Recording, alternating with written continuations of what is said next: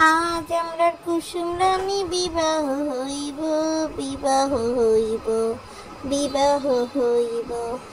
আজ আমরা কুসুম রানীর বিবাহ হইব, বিবাহ হইব, বিবাহ হইব। রাতের তারায় ঘুম আসে না আমার, আসবে আমার ঘরে আমার ছোট্ট সোনা, ভরিয়ে দেবে তার রচনায় সব ঠিকানা। আসসালামু আলাইকুম দর্শক, সবাই কেমন আছেন? আবারও বহুদিন পরে চলে আসলাম আপনাদের মাঝে নতুন একটা ভিডিও নিয়ে। হয়তোবা আপনারা ভাবতে পারেন কেন রেগুলার ভিডিও দিচ্ছি না।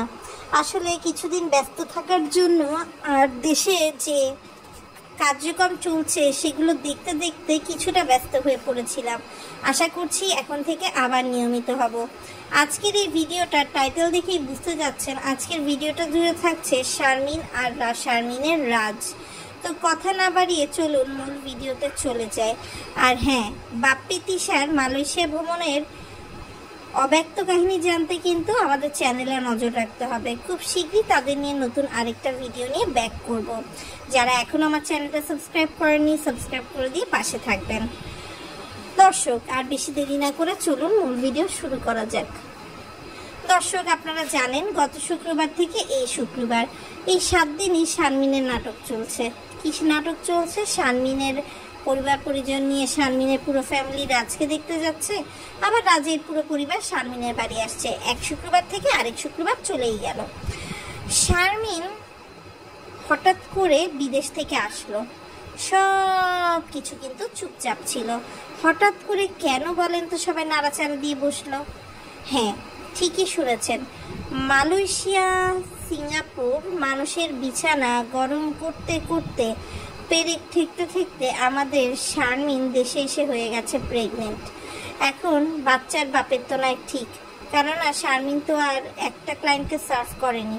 সেই জন্য শারমিন যখন দেশে এসে জানতে পারলো যে সে হয়ে গেছে প্রেগনেন্ট, এখন রাজ তো আসলে তার সাথে বিয়ে শাদী করবে না বলে ডিসাইডই করে ফেলছিল। রাজের স্টেটমেন্ট, রাজের ভিডিওগুলো দেখলে আপনারা বুঝবেন। এখন বাবু আর বিলাল এই দোষ বেড়ে বোনকে নিয়ে কী করবে? একে তো বোন তালাকপ্রাপ্ত, দুয়ে সে চাকরি খুঁজতে গিয়ে চাকরির বদলে মানে আসলের বদলে সুদ নিয়ে আসছে। আসলের তো খবর নাই, কোন আসল ঋণের সুদে সে গর্ভবতী হয়ে পড়ছে। তো সেই জন্য কিন্তু সে কী করছে, সে হচ্ছে এই যে রাজের বাড়ি গিয়ে যখন বিয়ে ঠিক হয়ে গেল তখন কিন্তু সে গর্ভপাত করেছে, এবং গর্ভপাতটা কিন্তু সে করেছে হচ্ছে ঢাকা মেডিকেলে। এবং এই গর্ভপাতে হেল্প কে করেছে? ঠিকই ধরেছেন, এই গর্ভপাতে হেল্প করেছে হচ্ছে ঢাকা মেডিকেলের পরিচ্ছন্নতা কর্মী সেই শারমিন বিল্লাল বাবুর মা, যে কিনা সেখানে ঝাড়ুদার, সুইপার যা বলেন না কেন। এবং সেই জন্য কিন্তু শারমিন একটু দুর্বল। শারমিন কিন্তু আসলে তার শ্বশুরবাড়ির লোকজন আসলেও বেশি একটা সাজতে পারেনি। শারমিন কি পরিমাণ সাজতে পারে, বুঝতে পারে, সেটা আপনারা কিন্তু শারমিনের সিঙ্গাপুর মালয়েশিয়া যাওয়ার ভিডিওটা দেখলেই বুঝতে পারবেন। অথচ আজকে তার রাজ তাকে দেখতে এসেছে, রাজ কালো রঙের জামা পরে এসেছে, কিন্তু আপনার কি হচ্ছে, শারমিন নাকি অসুস্থ, সে যেতে পারছে না, দুর্বল। কেননা একটা প্রেগনেন্সি অ্যাবর্শনের পরে দর্শক শারমিনের মধ্যে কি আর ক্ষমতা থাকবে বলেন? তো এইরকম একটা মেয়েকে বিয়ে দিয়ে দেওয়ার জন্য বিল্লাল কিন্তু তার বন্ধু রাজের হাতে পায়ে ধরেছে, এবং অনেক লক্ষ টাকা যৌতুক কিন্তু রাজ নিচ্ছে এই নষ্ট একটা মেয়ে মানুষকে বিয়ে করানোর জন্য। অনেকেই বলছেন রাজের আগে বিয়ে আছে। হ্যাঁ, রাজের বিয়ে থাকতেই পারে। শারমিন কি ধোয়া তুলসী পাতা? 10 বুড়ির 1 বুড়ি হলো শারমিন, তারপর আবার এই বয়সে গর্ভপাতের নাটক। তো মানুষ আর কোথায় যাবে বলেন তো? সেই জন্যই কিন্তু আপনার এই অবস্থা। এখন আপনারা প্রশ্ন করতে পারেন, তাহলে রাজ কেন এসব জানার পর শারমিনকে বিয়ে করছে? উত্তর একটাই, শারমিন হচ্ছে রাজের উপরে ওঠার একটা সিঁড়ি মাত্র। যেমন মিমকে বাবু বিয়ে করেছে, আসলে ব্যাপারী পরিবারের লোকজন খারাপ, সেটা তো করিম ব্যাপারীর বাচ্চা কাচ্চা, কিন্তু করিম ব্যাপারীর ভাই যে তার ছেলে মেয়েও কম যায় না। বিল্লাল একটা প্রতিবন্ধী, সে প্রতিবন্ধকতা দেখিয়ে সে হচ্ছে সাহায্য চেয়ে, থ্যালাসেমিয়া রোগী বলে নিজেকে সাহায্য চেয়ে বেড়ায়। এরপর দেখেন, এরপরে যান যদি হচ্ছে বাবুর কথায়, বাবু নিজেই ডিভোর্সে ছিল, এরপর আবার মিমকে বিয়ে করলো কিছুদিন লিভ টুগেদারে থেকে। আর শারমিনের কথা তো নাই বললাম। এরা তিনজনও কিন্তু কম বদনামালা না, কিন্তু এরা এখন ইউটিউবে ভাইরাল। অলরেডি রাজ কিন্তু মনিটাইজেশন পেয়ে টাকা পর্যন্ত উঠিয়ে ফেলেছে এবং তার সাবস্ক্রাইবার হু হু করে বাড়ছে। এই জন্যই তো তাদেরকে দাওয়াত দিয়ে নিয়ে এসে এত ধরনের খাওয়ানো দাওয়ানো করা হচ্ছে। এখন দেখেন, সবাই তো আর ব্যাপারী পরিবারের মতো উন্মুক্ত না যে অন্যের বাচ্চাকে নিজের বাচ্চা বলে পালবে। যেমন বাপ্পি পেলেছে তানজিলাকে, আরিফ পেলেছে মরিয়মকে, আর বাবু আবদিয়াকে পালছে। কিন্তু মেয়েদের বেলায় তো শারমিনের ভাগ্যটা তো ভালো না।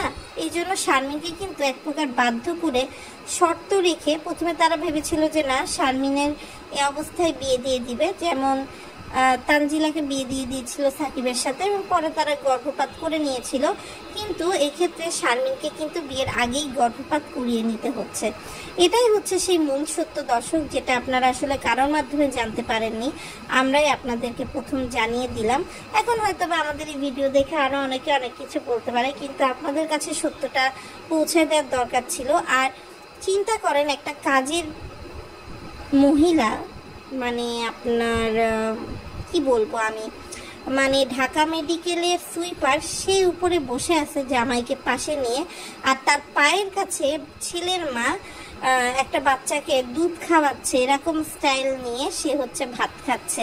তার সাথে আরও অনেকে এসেছিল। আসলে রাজ তো মূল আলোচনার বিষয়, আমি তার পরিবারের আর কাউকেই রোস্টিং করতে চাই না, কেননা তারা যখন খাচ্ছিল তারা এত বেশি কানাঘুষা করছিল, কি বলবো দর্শক।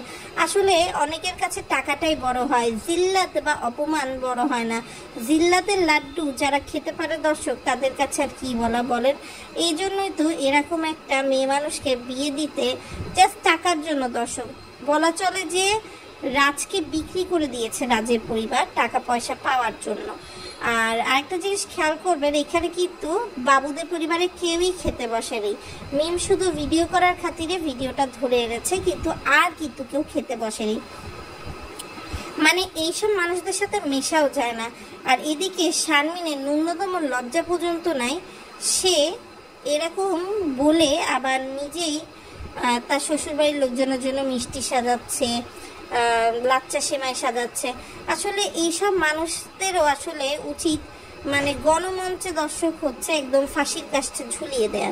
তো যাই হোক দর্শক, আপনাদের কাছে সত্যটা শেয়ার করলাম, আপনারা আপনাদের মতামত কমেন্টে জানাবেন। আজকের মতো ভিডিওটা এখানে এন্ড করছি, তবে আমি আজকে চেষ্টা করব আরেকটা ভিডিও নিয়ে আসার, যেখানে আমি লজ্জিত বেহায়া তিশার গল্প আপনাদের শোনাবো।